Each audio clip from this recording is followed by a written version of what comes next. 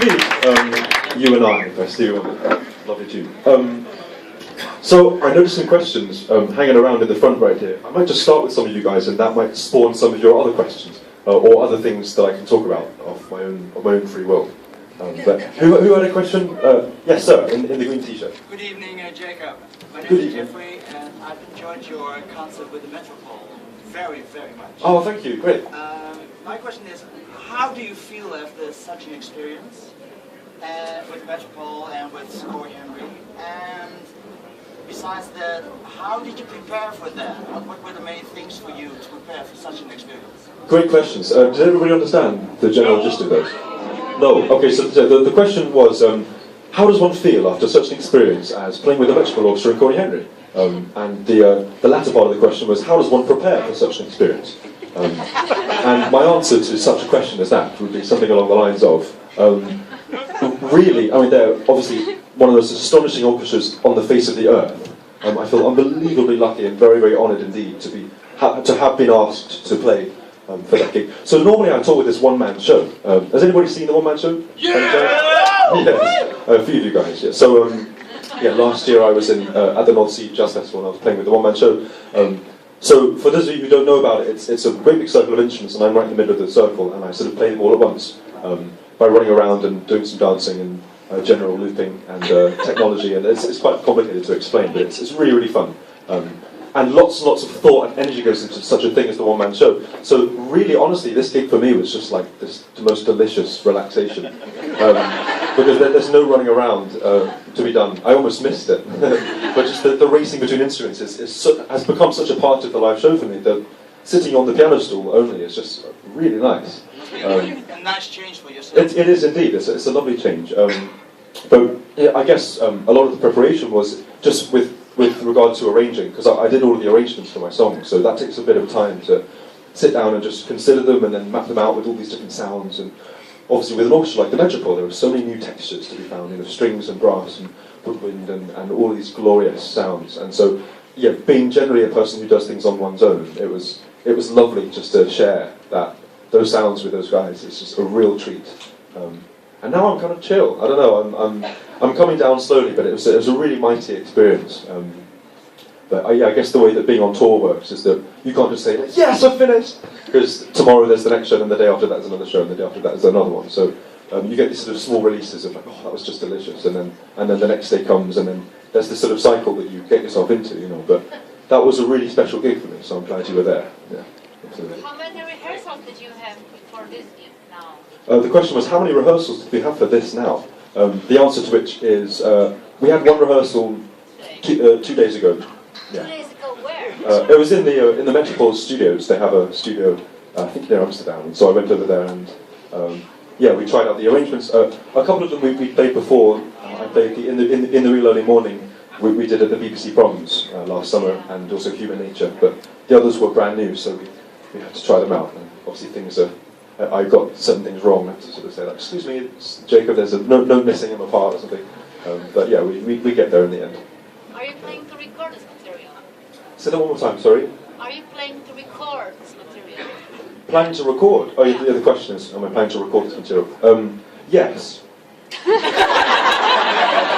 This mic. Yes. Yes, that will be very lovely. I am definitely considering getting the Metropol on future recordings in the hopefully quite near future of things I'm going to be inventing. So I'm looking forward to that very much. Yeah, considering how it's going to sound. Yes, sir. Maybe it's possible that you let the Metropol Orchestra walking on the stage. Walking around. And you, with video animation, you make something about it. Oh, I see. Yeah, no, there's lots of things to try with other musicians on stage. It's something I've thought lots about. The sort of choreography of it and the musicianship of it and how it fits together. I missed a little bit now. Right, yeah. Yeah, no, I feel, yeah. Yes, sir, question? Hi. Hi. Dennis, nice to meet you. You too. And I've been following you since like day one on YouTube. Wow. And there's one song I can't get my head around, and that's of course Fascinating Rhythm.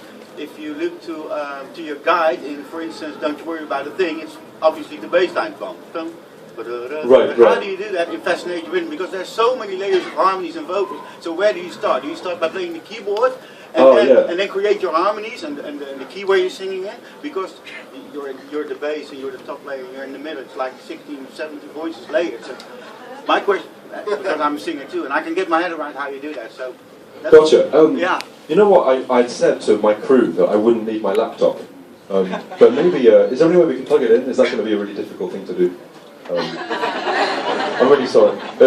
Yeah, while that's happening, I'll talk a little bit about it. So the question was about, essentially, how do you record vocal arrangements such as fascinating rhythm, was the question, and on the subject of that, I think the question was, what does the ear cling onto with all these different vocal parts going on at one time? So I guess with regard to the process of arranging, it's very important to choose to arrange a song which has a melody which has innate simplicity about it. Because if you try to arrange a very complicated melody and then put complicated accompaniment to it, it's very difficult to do that. Because otherwise no one's going to know what to do. So something like fast like it's very, very repetitive. And so that's a simple motif which enables me to be very reinventive with that material, and so I have this habit of just stretching myself as far as I'll go. Where do you start then? So you start with the bass line, or you start? Right. Yeah. The question there was, where do I start? And I guess the answer is with the melody, because that's the thing that I'm using. So as far as the chords are concerned, I think for Fascinating Rhythm I actually wrote that out on manuscript paper. But since then I've sort of discarded the manuscript paper a bit, and I try and keep it all in my head. So I sort of visualise all the chords and then just sing each of the parts. But it does get very complicated, as I hope you'll soon see, because there are 50 or 60 voices all at once, and sort of how to organise those can be quite a challenge. But I have a very magical room in my house. Some of you may know this. And, how do you explain to backing folks that accompany you if you play that song? My best answer to that is to show you the session. So I'm going to load it up, and hopefully we can talk about it. I think you'll find it fun. But yeah, in the meantime, there's this room in my house on the subject of recording and how it works. I've always lived in the same house in North London, which is not so far from here really. It's quite close compared to somewhere like Brazil. And anyway, so this room was a very magical place and remains a very magical place for me. And I used to go inside this room and just create things for no reason other than just to create them, because it was a really lovely thing to do, just to create something. And so as a child, I fell in love with taking these songs and discovering how much you could dig out of them, because there's so much. And sorry about that. And so I mean, if you take one note, for example, there are so many different chords that you can play underneath that one note. Sorry. And so I was fascinated with this idea of layering things on top of each other. I guess I didn't really stop to think about it. I just began to be all of the members of the band, because I was trying to describe what I was hearing in my head, and those things are often very multi-layered. So I really enjoy the process of, if the bass line goes, and it feels like this, and I'd perhaps hear that before I actually got a bass. So I always had this thing where my technique was kind of trying to catch up with my ears, because my ears were like a sponge as a child, and I just used to sponge up all of this music and sort of emotional stuff within it, and then I'd sort of be left with not necessarily lots of licks on the bass, for example, but I'd be left with the feeling of listening to the bass player, and that's a feeling you can dance to. You can't really dance to like that's harder to dance to, even though someone might play it on the bass. But the feeling of being a bass, like that's different. That's something that everybody can actually feel. I guess I was really so fascinated by this idea of feeling what instruments felt like that I just tried to exist within each member of the band in turn. So I remember I was playing bass lines on my little MIDI keyboard, my Casio MIDI keyboard, when I was very little, and just trying to figure out how on earth it worked. And I think I got a bass when I was about 14 years old, and so it was that process of, here were 4 strings, and they're tuned a fourth apart, and it was a very unfamiliar concept to me at the time, but I know that bass lines go, so then I just had to find those notes, and then try and embed myself as much as I could in the feeling of being that bass player. That's really how I learned music, actually. It was just that process of immersing and then experimenting, and I was never ever afraid to do something wrong. Because I guess I figured out that doing something wrong is not a bad thing, it's just a thing, if that makes any sense. And there's a bit of a disease with education, partially music education, but also most education, about mistakes, which I think is a really important point to clear up, because a mistake is something that is assigned. I guess to say something is a mistake is to assign a judgment to a thing which is just neutral. And certain things are strong and certain things are weak, perhaps. But to say something is wrong and something is right, I think for me was always slightly confusing.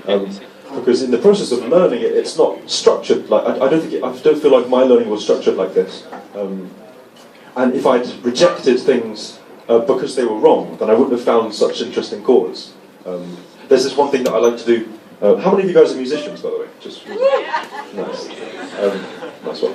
So yeah, there's this thing you can do where you have a chord.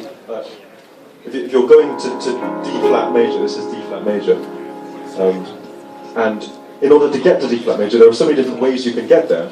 And one way that I discovered quite recently, which I really like, and actually Herbie Hancock showed this to me, which I'm very proud to say. But there's this tune where the melody's going and the bass line's going like that. And so the challenge is what chord do you play here? Because this is a G and this is an A flat and this is a dominant chord, and suddenly you're in a traffic jam because you can't have a dominant flat and dominant seventh and a major seventh in the same chord, or can you? And so obviously you can just do that. Which I really like, and there's a bit in Don't Worry About a Thing where it goes.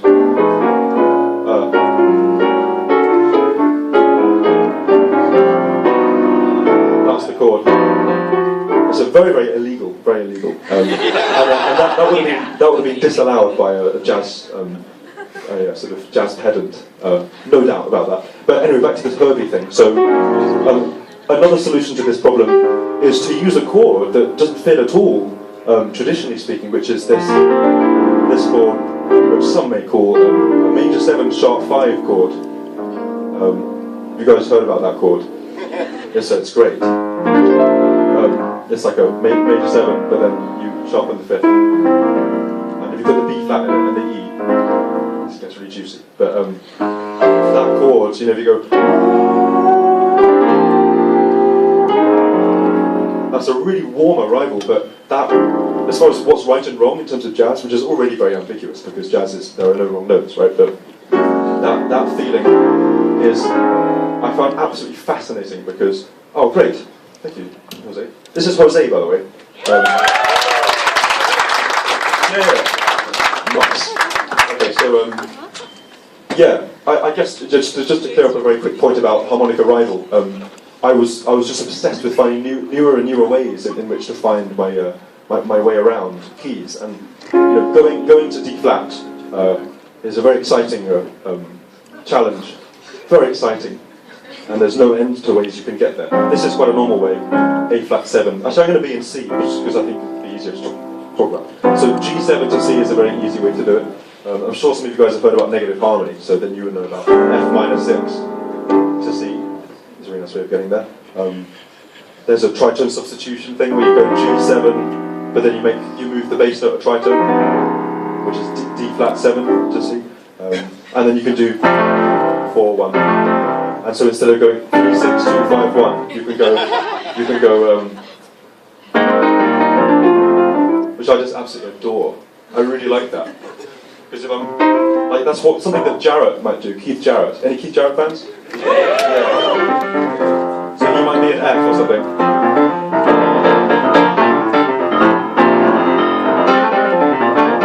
And instead of going, you might do something like.